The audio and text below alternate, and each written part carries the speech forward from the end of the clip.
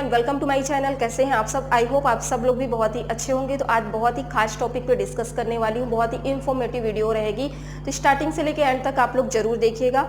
मैं जब से हेयर कट अपलोड करते आ रही हूँ, मतलब मुझे हर एक कटिंग में ये पूछा जाता है, मैम कि आप इस कटिंग का क्या चार्ज लेती हैं, इस कटिंग का क्या लेती हैं। तो मुझे लगा कि बहुत दिनों से ये क्वेश्चन आ रहे हैं, तो मुझे इस टॉपिक पे डिस्कस करना चाहिए। मैं वीडियो के नीचे तो वैसे रिप्लाई कर देती हूँ कि हाँ मैंने इस कटिंग का मैं इतना ली हूँ, लेकिन इस विषय में बहुत ही डीपली डिस्कस करना बहुत ज़्यादा ज़रूरी है। इसमें हम विस्तार से चर्चा करेंगे, तब आप अच्छे से समझ पाएंगे कि सच में हमें पार्लर में किस तरीके से चार्ज रखने चाहिए। क्योंकि चार्ज जो है एरिया के अकॉर्डिंग आप अपने पार्लर में फिक्स करोगे, और साथ ही साथ मैं क्या चार्ज लेती हूँ और किस तरीके से लेती हूँ वो भी मैं आपको बताने वाली हूँ। तो स्टार्टिंग जो है मैं अपने ही पार्लर से कर रही हूँ, मैं अपने ही रेट से कर रही हूँ। जैसे कि मैं अभी जल्दी अभी वीडियो एक अपलोड की हूँ 2 दिन पहले ही, काफ़ी अच्छे उनके हेयर हैं।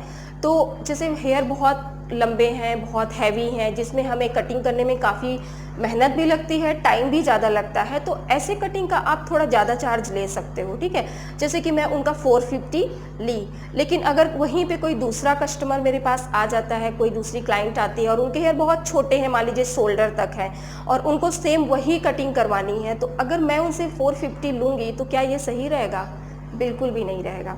तो मैं कटिंग का चार्ज जो लेती हूँ, प्राइस मैं एकदम फिक्स करके नहीं रखी हूँ। मैं हेयर ग्रोथ के अकॉर्डिंग कम ज़्यादा लेती हूँ। हेयर बहुत अच्छे हैं, बहुत घने हैं, बहुत हैवी हैं, जिसमें हमें टाइम भी ज़्यादा लगता है, मेहनत भी ज़्यादा लगती, तो उसका प्राइस मैं ज़्यादा लेती हूँ। और वहीं पे अगर कोई दूसरा आता है, उनके हेयर बहुत पतले हैं, छोटे हैं, तो कटिंग मैं सेम वही करके देती हूँ, लेकिन प्राइस जो है मैं थोड़ा सा कम लेती हूँ, क्योंकि उनसे उतना प्राइस लेना सही नहीं होगा। तो आप अपनी मेहनत के हिसाब से पैसा लीजिए, ऐसा फिक्स करके मत रखिए कि लंबे बाल वाले का भी सेम उतना ही प्राइस ले लिए और छोटे बालों वाले का भी ले लिए। तो ऐसा बिल्कुल भी ना करें, इससे आपका बिजनेस बहुत ज़्यादा प्रभावित हो जाएगा। मतलब लोगों को भी लगना चाहिए ना कि हाँ मेरे बाल बहुत ज़्यादा थे, सामने वाले ने मेहनत भी बहुत की, कटिंग भी बहुत अच्छा करके दी, तो वहाँ पे चार्ज लेना अच्छा लगता है। लेकिन जहाँ पे हमें खुद पता है कि बहुत ज़्यादा हमें मेहनत नहीं लगेगी और जल्दी से कटिंग हो जाएगा, तो वहाँ पे हम थोड़ा सा कम करके ले सकते हैं। इससे क्या होता है, क्लाइंट भी बहुत खुश होते हैं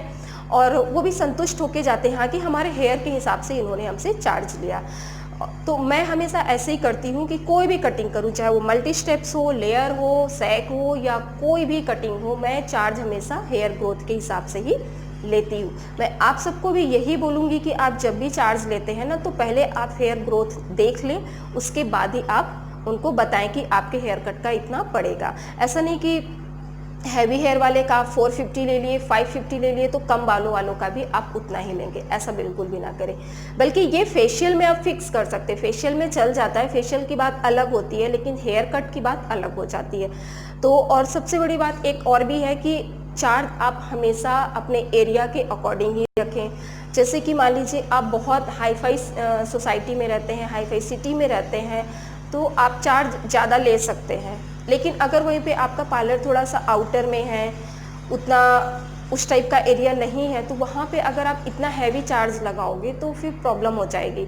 तो आप अपने एरिया के हिसाब से फिक्स करें। मान लीजिए कि मेरा जो है 450, मैं मल्टी स्टेप्स का मान लीजिए कि मैं 450 रुपीज़ ली, तो आप अगर आपका पार्लर कहीं गांव में है, आउटर में है, छोटी जगह पे है, तो आप वहाँ पे जो है 300, 250 इस तरीके से चार्ज रखें। ऐसा नहीं कि दूसरों को देख के आप चार्ज रखें, ऐसा बिल्कुल भी नहीं। अगर आप अपने पार्लर को बहुत अच्छे से चलाना चाहते हैं और आप सोचते हैं कि मेरा पार्लर खूब चले, बहुत सारे लोग काम कराने आए और एक बार नहीं एक बार आए तो बार बार आते ही रहें, तो उसके लिए ना आप अपने चार्ज को बहुत हिसाब से जो है रखें, ताकि लोग खुश होके जाएं। आप अपने आसपास के पार्लरों में पता कर लें कि वहाँ के पार्लर में क्या रेट है, वो लोग क्या लेती हैं, उसके हिसाब से आप भले ही 10-20 रुपए कम करके लें, उनसे बढ़ा के मत लें, उनसे कम करके लें, या फिर आप उनके बराबर भी ले सकते हैं। और दूसरी बात है कि अगर आप काफ़ी टाइम से काम कर रहे हो और आपका पार्लर बहुत अच्छा चलता है, आपके काम को लोग बहुत ज़्यादा पसंद करते हैं, तो वहाँ पे आप 10-20 एक्स्ट्रा भी ले सकते हो। लेकिन ये चीज़ तो आप खुद ही जान सकोगे ना, मैं तो नहीं जान पाऊंगी ना कि क्या कंडीशन है। जैसे मैं अपने पार्लर की कंडीशन में खुद जान पाती हूँ ना कि मेरे पार्लर में कैसे लोग आते हैं, किस तरीके से चलता है। तो आप पहले देखो, समझो कि आपका पार्लर कैसे चलता है। आप रेट मांगते हो तो लोग बार्गेनिंग तो नहीं करते हैं, आपके काम को लोग पसंद करते, भले आप 10-20 ज़्यादा लेते हैं तो वहाँ पे आप रेट अपने हिसाब से रख सकते हैं। लेकिन मैं आपको यही बोलूँगी कि किसी को देख के रेट फिक्स ना करें, आप अपने हिसाब से ही रेट को फिक्स करें और एरिया के हिसाब से रेट को फिक्स करें। मैं हमेशा जब भी लोग मुझसे पूछते हैं कि मैम इस कटिंग का क्या प्राइस है, तो मैं प्राइस तो बता देती हूँ कि हाँ मैं इस कटिंग का 450 ली, 550 ली या 350, लेकिन ये भी बताती हूँ साथ ही साथ कि आप अपने एरिया के अकॉर्डिंग ही रेट को फिक्स करें। मैं आपको वही चीज़ बोल रही हूँ कि हाई फाई सोसाइटी पे हो तो वहाँ पे आप रेट ज़्यादा ले सकते हो, आपको दिक्कत नहीं होगी, लेकिन वहीं पे छोटी जगह पे हो या थोड़ा सा आउटर में हो या कहीं ग्रामीण एरिया में हो तो वहाँ पे रेट आपको कम करके ही रखना पड़ेगा। तो मैं आज आपको जो है मल्टी स्टेप्स का चार्ज बता देती हूँ। मल्टी स्टेप्स का आप चार्ज जो है अगर बहुत कम हेयर है तो आप 150, 180, 200, 250, 350, 450 और हेयर और भी ज़्यादा है तो 550 लास्ट आप रख सकते हो। इससे ज़्यादा बिल्कुल भी नहीं, इससे ज़्यादा मैं भी नहीं लेती हूँ, 550 के आगे तो मैं भी चार्ज नहीं लेती हूँ। तो मैं आपको भी यही बोलूँगी कि आप बिल्कुल भी ना लें, इतना चार्ज इनफ होता है काम के हिसाब से। आप अपनी मेहनत के हिसाब से पैसा ज़रूर लें, ये मैं नहीं बोलती कि ना लें, लीजिए लेकिन हिसाब से। और दूसरी चीज़ है कि कटिंग, जैसे मेरा पार्लर है, चाहे वो हेयर कट हो, मेकअप हो, फेशियल, हर चीज़ के मामले में बहुत ज़्यादा फेमस है। तो मेरे से कभी कोई बार्गेनिंग नहीं करता है और बहुत अच्छा भी लगता है ये चीज़ देख के। तो अगर आप भी ऐसे धीरे धीरे काम करते जाओगे और बहुत अच्छे से काम करोगे ना तो आप इतने फेमस हो जाओगे ना कि 10, 20, 30 एक्स्ट्रा भी लोगे ना तो लोग आपको ये नहीं बोलेंगे कि सामने वाले पार्लर वाली तो कम ले रही, आप क्यों ज़्यादा ले रहे हो। कोई आपसे सवाल नहीं करेगा, बल्कि वो खुद बोलेंगे कि हाँ आपका काम मुझे उनसे ज़्यादा पसंद है तो आप 10-20 भी एक्स्ट्रा लोगे तो चलेगा। तो उसके लिए हमें मेहनत भी करनी पड़ेगी ना, तो आप मेहनत करिए, अच्छे से काम करिए। और मैं जितनी भी वीडियोज़ अपलोड करती हूँ उस सारी वीडियो आप लोग देख, इसीलिए ना मैं अलग अलग टाइप की हेयर कट वीडियो डालते रहती हूँ और पर डे डालती हूँ। शायद ही कभी कभी मैं नहीं डाल पाती हूँ बिजी होने की वजह से, अदरवाइज मैं हमेशा वीडियो डालती हूँ और अलग अलग तरीके से बताती हूँ, इजी प्रोसेस बताती हूँ कि लंबे बाल पे आप कैसे करें, छोटे बाल पे कैसे करें, बहुत लाइट हेयर है तो उसमें भी आप कैसे अच्छे से अच्छा स्टेप्स कटिंग वगैरह दे सकते हो। क्योंकि इस टाइम पे सबको जो है अच्छे हेयर रखना पसंद है और स्टाइलिश दिखना पसंद है, तो उस हिसाब से मैं बहुत अलग अलग टाइप का हेयर कट आप सबको बताते रहती हूँ। तो आप सारी वीडियोस को देखें और सीखें। तो बस प्राइस मैं आपको यही बोलूँगी कि बहुत ज़्यादा ना रखें। अगर मैं सैग हेयर कट का 450 लेती हूँ, लेकिन हेयर अगर किसी का कम है तो 250, 350, मतलब सैग हेयर कट की स्टार्टिंग मैं 200, 250 से ही स्टार्ट करती हूँ, उससे कम नहीं लेती हूँ। तो आप अपना एरिया देख लीजिएगा, अगर अच्छा है तो आप मेरे हिसाब से प्राइस को डन कर लीजिए, अदरवाइज आप जो है उसमें भी 10, 20, 50 कम ज़्यादा कर सकते हो। तो मेरा पार्लर क्या है कि अच्छी जगह पे है, अच्छे एरिया में है और आज मैं 11 साल से पार्लर चला भी रही हूँ, तो मुझे कभी कोई प्रॉब्लम नहीं होती और मुझसे कभी कोई बार्गेनिंग भी नहीं करता है कि दीदी आप इतना क्यों ले रहे हो, नहीं। क्योंकि सबको पता है कि इनका काम अच्छा है और जैसे लोगों को चाहिए रहता है मैं वैसा काम करके देती भी हूँ, तो लोग खुश हो जाते हैं।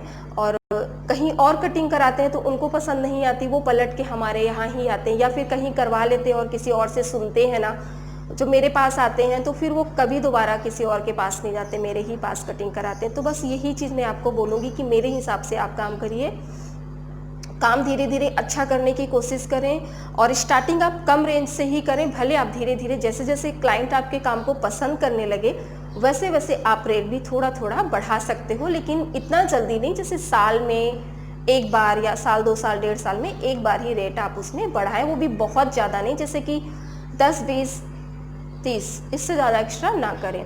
और रहा सवाल फेशियल का, तो फेशियल का फिक्स होता है, उसकी बात अलग हो जाती है। वो प्रोडक्ट्स हम खरीद के लाते हैं, हम उनको करके देते हैं, उसमें हमारा दोनों चीज़ इंक्लूड होता है। लेकिन जो हेयर कट होता है उसमें क्या होता है कि हमारे हाथ की कला होती है, तो उसमें हम रेट जो है कम ज़्यादा कर सकते हैं। क्योंकि जैसे थ्रेडिंग करना है, कटिंग करना है, तो कटिंग करने में हमारे हाथ का ही बहुत ज़्यादा हाथ होता है, ठीक है। तो उसमें रेट आप अप डाउन कर सकते हो। मैं आपको यही बोलूँगी कि स्टार्टिंग आप जो है हेयर कट की 150 से रखिए और धीरे धीरे आगे बढ़ाइए। तो जैसे किसी का जैसे कमर के लेंथ तक हेयर होता है और उन्हें हमें मल्टी स्टेप्स करके देना होता है या शेक करके देना होता है, अच्छे हैवी होते, तो मैं 450 लेती हूँ। कमर के ऊपर हेयर होता है ग्रो और जो घनापन थोड़ा सा कम होता है, तो मैं उनका 350 लेती हूँ। इतना हेयर होता है, मान लीजिए शोल्डर से थोड़ा सा नीचे और हेयर थोड़े से लाइट हैं या थिक भी हैं, तो मैं 300, 250 और इतना है तो मैं 150 से ज़्यादा फिर मैं नहीं लेती हूँ। तो स्टार्टिंग में 150 से करती हूँ और हेयर ग्रोथ के हिसाब से कम ज़्यादा करके लेती हूँ। तो जैसे जैसे हेयर बड़ा होता है, अच्छे हैवी होते हैं, तो मैं रेट भी बढ़ा देती हूँ। हेयर कम होते हैं, भले मुझे सैग हेयर कट करना हो, मल्टी करना हो, लेयर करना हो, तो रेट मैं अप एंड डाउन कर लेती हूँ। तो फिक्स करके मैं कभी कोई काम नहीं करती हूँ। मैं आपको यही सलाह दूंगी कि आप भी फिक्स करके ना करिए, आप पहले हेयर ग्रोथ को देख लें, उसके बाद ही डिसाइड कर लें कि नहीं इनका हेयर कम है, इसमें हमें कम मेहनत लगेगी, तो मैं इनसे कम चार्ज लूँगी। हाँ, इनका हेयर और कोई दूसरा आ रहा है, इनका हेयर बहुत घना है, इसमें हमें ज़्यादा मेहनत लगेगी, तो आप उनसे 100-150 एक्स्ट्रा ले सकते हो। लेकिन लेंथ का ध्यान रखना। मैं आपको बताएं, जब मैं कमर तक का जो हिप तक लेंथ होती है मैं 450, कमर से और ऊपर 350 और ऊपर तो 300, फिर यहाँ 200, 250 और ये 150, इतना मैं करती हूँ, इससे ज़्यादा नहीं करती हूँ। तो आप लोग बस आई होप कि आपको समझ में आ गया होगा कि रेट जो है किस तरीके से रखना चाहिए। और उसके बाद जैसे बॉब कट होता है, जैसे बेबी कटिंग नॉर्मल होती है जो सिंपल सी राउंड शेप में हमें देनी होती है, तो उसका मैं 50 रुपीज़ चार्ज लेती हूँ। और उसके बाद जैसे मशरूम कट हो गया, पिक्सी कट हो गया, तो इसका मैं 150 रुपीज़ लेती हूँ। आप अपने एरिया के हिसाब से 10-20 कम करके ले सकते हैं। और वही मैं आपको बोलती हूँ कि चार्ज हमेशा एरिया के अकॉर्डिंग ही फिक्स करना चाहिए। बहुत अच्छी सोसाइटी पे हो तो फिर कोई प्रॉब्लम ही नहीं होती, रेट के लिए कोई बार्गेनिंग नहीं करता है फिर। लेकिन फिर भी आपको पार्लर ऐसी चीज़ है ना कि आसपास के एरिया का आप रेट पहले पता कर लें, उसके हिसाब से आप अपने रेट को फिक्स करें। जैसे एक बार आप अच्छे से सेट हो जाते हो अपने काम में और आपके काम को लोग इतना ज़्यादा लाइक करने लगते हैं ना, तो फिर 10-20 लोग बढ़ा के भी देते हैं तो उनको प्रॉब्लम नहीं होती, वो खुशी खुशी दे के जाते हैं। लेकिन हाँ, उसके लिए आपको मेहनत करनी होगी, आपको अपना हाथ जमाना होगा और अच्छे से अच्छा काम करके उनको देना होगा। हमारा क्लाइंट जो है वो बहुत खुश होकर जाना चाहिए। तो बस यही था आज का टॉपिक। आई होप कि आपके सारे सवालों के जवाब मिल गए होंगे कि हमें पार्लर में किस तरीके से रेट रखना चाहिए। आप लोग भी मेरे बताए हिसाब से ही रखिएगा। तो वीडियो अच्छा लगे तो ढेर सारा लाइक, शेयर एंड कमेंट्स कीजिएगा। और मिलती हूँ आप सबको एक प्यारी सी अच्छी सी नई वीडियो के साथ में। तब तक के लिए bye bye, thank you, love you, take care.